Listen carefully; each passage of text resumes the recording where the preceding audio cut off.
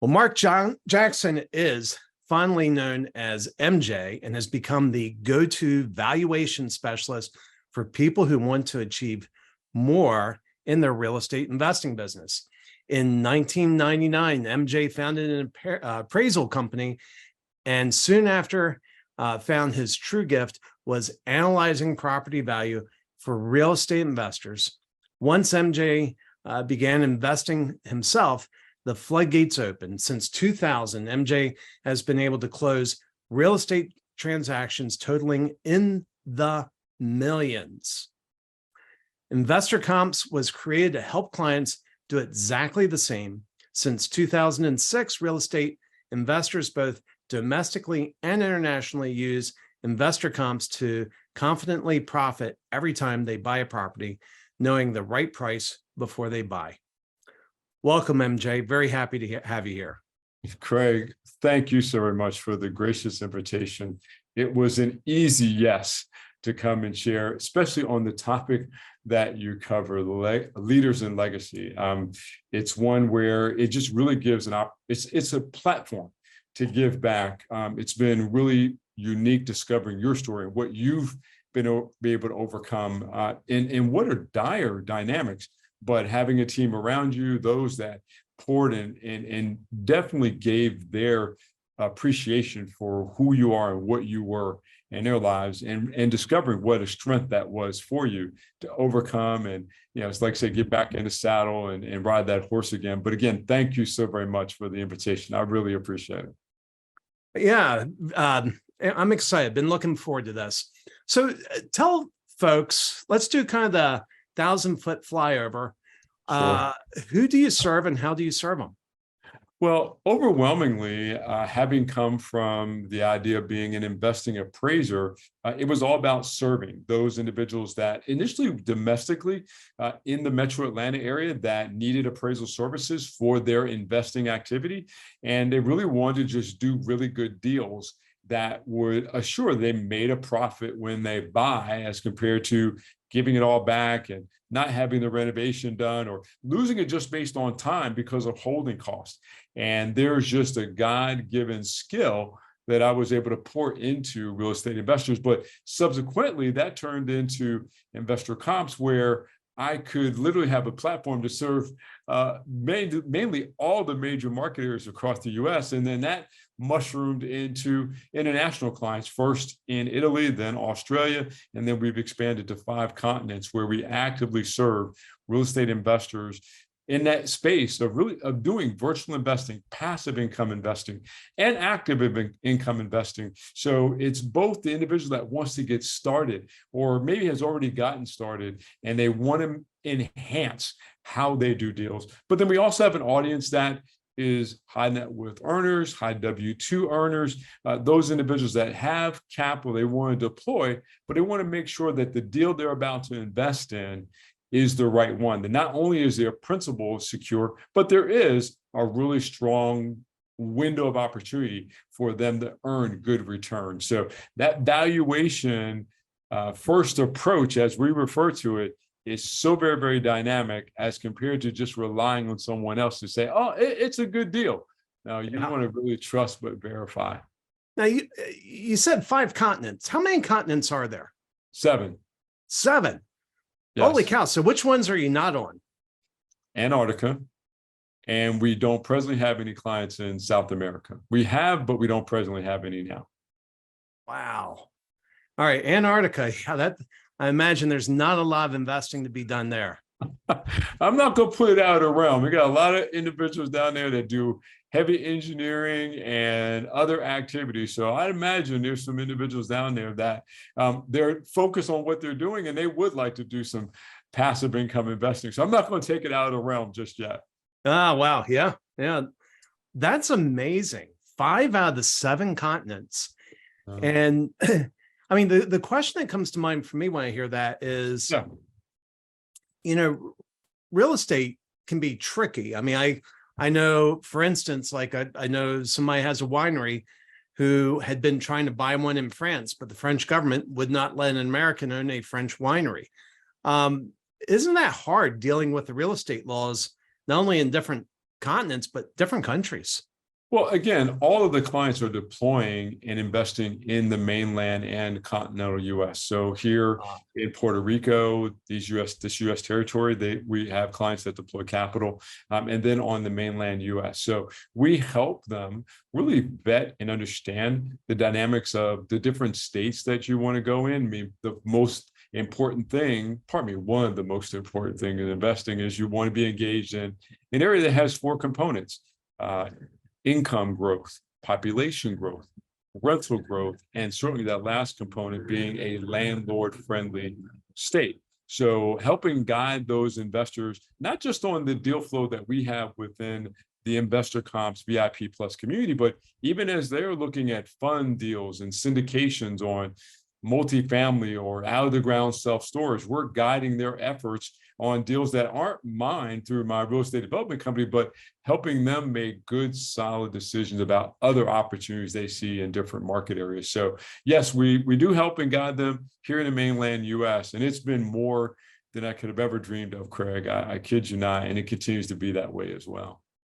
You know, that's so fascinating. I mean, I can understand a few investors abroad wanting to invest in the US, but that's fascinating. I mean, so for instance, let's say a German. Do you have any German clients?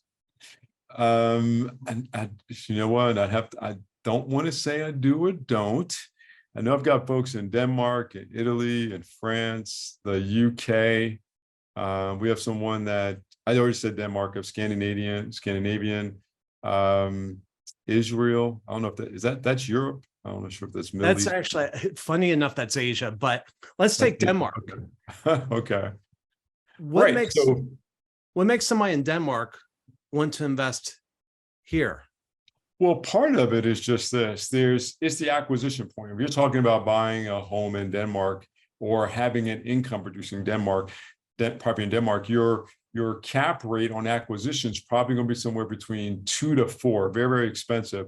And then if you can turn around at some point down the road and actually increase that cap rate, you only go to what? Anywhere between 3 or 1.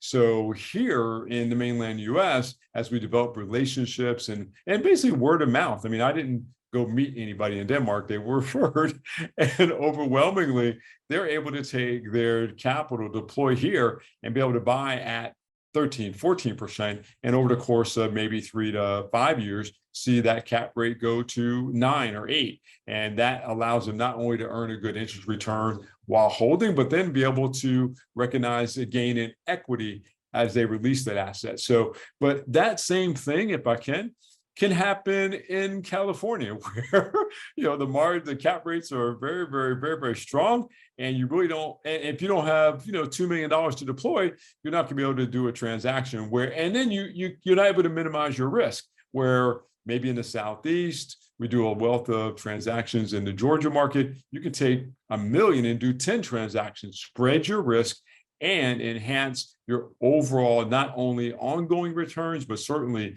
an increase in equity over a period of time. So those are the things Australia is the same way. I mean, the cost of doing or acquiring a rental property can be $1.5 million. And so without that substantial capital in play, your ability to actually earn good passive income and watch your appreciation go up is daunting. So that's been the attractive thing of any number of different things about engaging in the US markets, both technology, manufacturing, electric cars, but in the case of the space I serve and know very well as being single family affordable real estate. Yeah. Well, and I like the fact that you have foreign money flowing into the United States. I just think about for the economic health of the economic health of any economy. You could take some small town in Georgia. Yeah. And well, let's take I just drew a blank. What's the name of the Masters, where the Masters is? Augusta. Yep. Augusta. Yep. Think about the amount of outside money that's brought into Augusta just for that. Yeah. And what that does for the community. It's a benefit for the community to have more money coming in than you have going out. Yeah, it is. That even the tax code, based on the dynamics in going down a little bit of a segue, you have the Augusta rule, where you have people that will literally lease their house out for 14 days or less, and that happens during the Masters when it takes place the first full weekend in April. And literally the amount that they can lease that home for will cover the entire mortgage for a year, and it's completely tax-free as long as it's not more than 14 days. Well, imagine even myself. I mean, I've had property in Hepzibah, Georgia, just outside Augusta. And I would take the opportunity working with, working with NCOs. I'd say, listen, I need my place for a week. Can you let me have it? And I'd give them a little bit of a discount on their monthly rent. And then I would capitalize on that dynamic. Now it was, gosh, we're talking about going back to 2005, something like that. So it's been a while, but overwhelmingly, you make a substantial point of being able to pour foreign dollars into, in this case, a very, very specific market area for good success. And those dollars, for all intents and purposes, stay in that market. That we need more of that in the US, that's for sure. Yeah. Well, let's pivot and talk a little bit about leadership. So obviously you're impacting the lives of many. What does leadership mean to you, and what does being a leader mean to you? Well, if I can, let me add a word to that. In and through my team, I talk about being a servant leader. It's, that very basic dynamic that, yes, there are certain skill sets that I've nurtured and grown over time.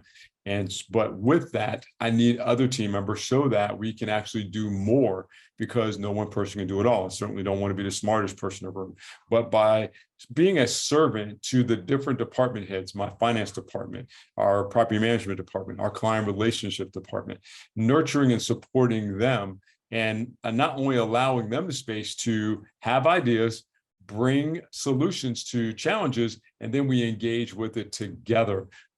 So for all of our good success. So being a servant leader is really the space that I feel most dynamic, comfortable, and fruitful in for those that I engage in the business world. But then, of course, that translates to family and other relationships as well. So really being that servant leader is something that it's life-giving, is really what it is. It is definitely life-giving.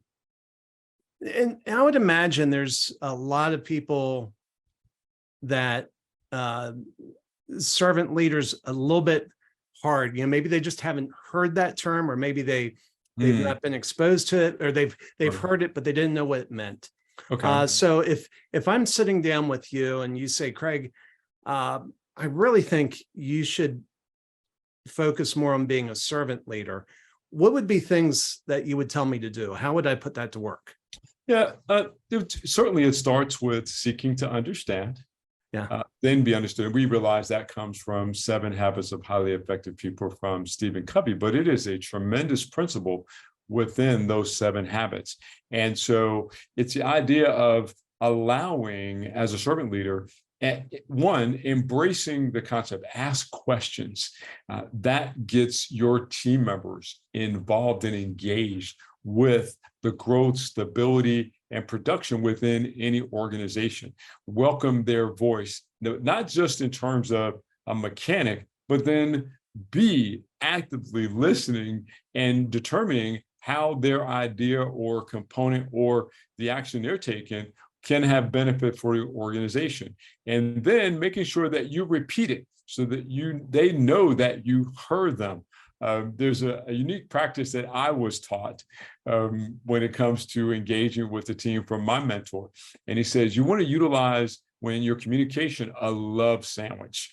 And I use it all the time. I use it today, is when you're getting feedback and information for a team, and you immediately see, wait, this needs to be done differently. The very first thing you want to do is acknowledge the communication with gratitude for the effort, the intentionality that the team member has made. Then offer suggestion as to how their idea can be enhanced, massaged to actually produce not only their desired result, but the overwhelmingly important result that that is there. And then again, close with thanking them for engaging in offering, one, bringing the problem up, offering a solution, and then moving forward with the suggestion that enhances their idea. So that love sandwich is a very, very powerful tool. It's easy to use, but you do have to think about it. It's not so much just firing back and responding. And that way, we're able to not only demonstrate and teach what it is to be a servant leader, but helping others live into it as well. Yeah. Well, and that's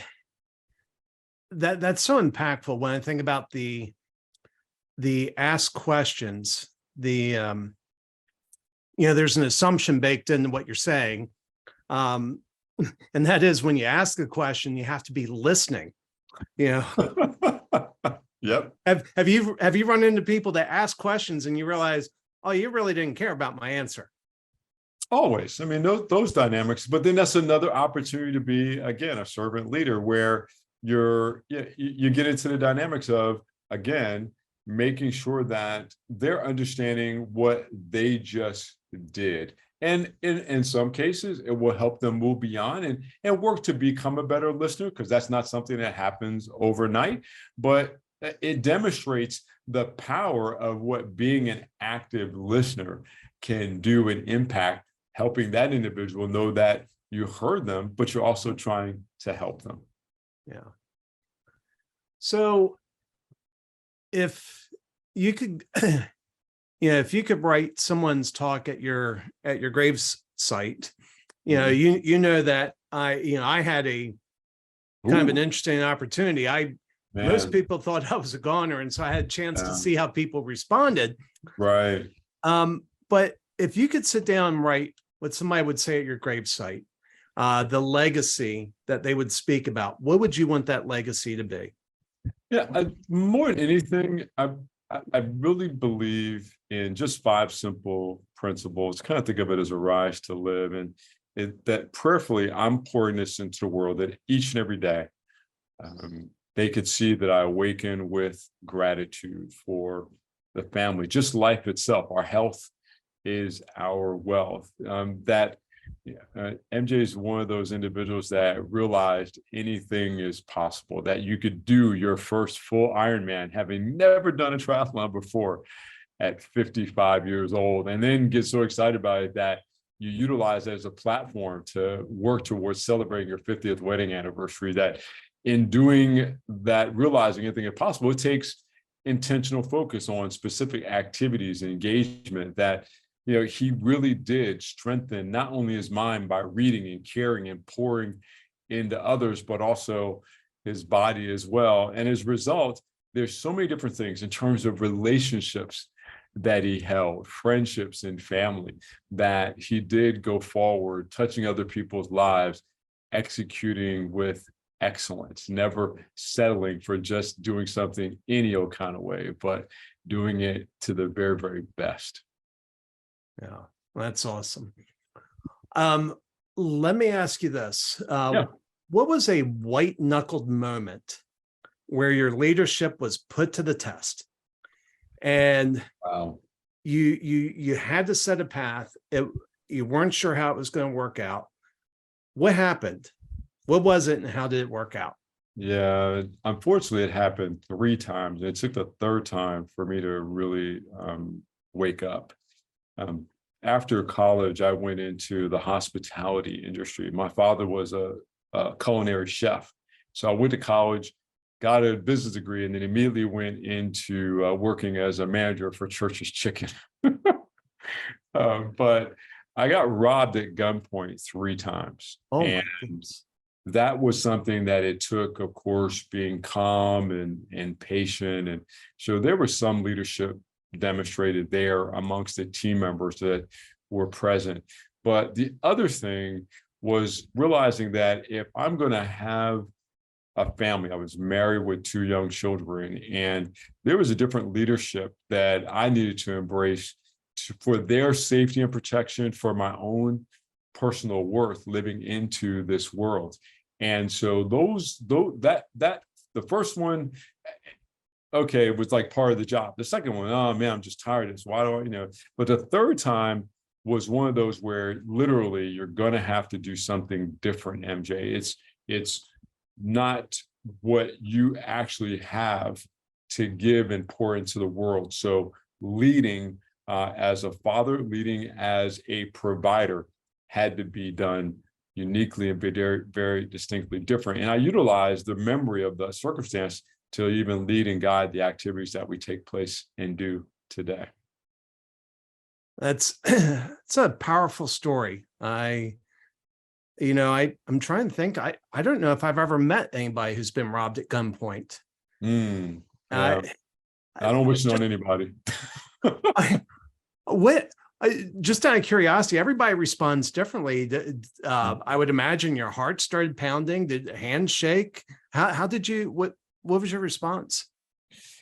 It's unfortunate because I was in the New Orleans market area, and it just happened to be one that was in the 80s, challenging, and you just knew that there were violent circumstances taking place. So yes, you do fear for yourself. You do see the, to some degree, your life flash before you. However, unfortunately, is also one that you weren't surprised. And that's why it took 3 times, because it was like, okay, this is just part of the job. We get robbed. No, life should not be that way. I hope I've answered the question. No, that's great. No, I appreciate you sharing it. Like I said, I don't think I've ever met anybody who's been robbed at gunpoint. As a matter of fact, I don't know if I've met anybody that had a gun pointed at them in anger. And I spent 6 years in the Marine Corps. It was fortunately a pretty peaceful time. Sure. But well, MJ, this has been wonderful. We got to wrap up. And so if I understand correctly, you have a newsletter. How much is the newsletter? No, we enjoy just pouring into folks. That's another one of those servant leaders. So the InvestorComps newsletter comes out every single week, and I take time to engage on those topics that are hitting the news cycle and dissecting them, especially taking, again, and positioning from a valuation first approach for the clients that we serve. But we are always in a posture to be able to have open hands to give, so folks can really get the information they need, because the last thing you want to do is rely on someone else to tell you the value of a deal. You want to be able to analyze that for yourself. So glad to share that with your audience. It is absolutely my joy and pleasure. So how do people reach you? How do they get the newsletter?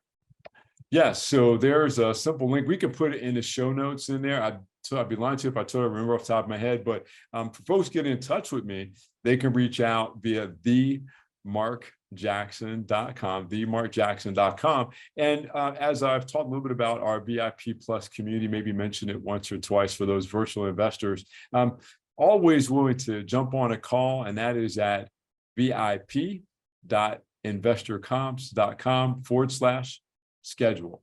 And of course, that is completely complimentary to block out some time to care and share with those in your audience. Well, thank you for that. And we will put the link to the newsletter in the show notes. So if you're listening, just go to the show notes. It will be there. MJ, thank you for being on Leaders and Legacies today. It's a joy. Thank you so very much, Craig, and continued good success to you and the show.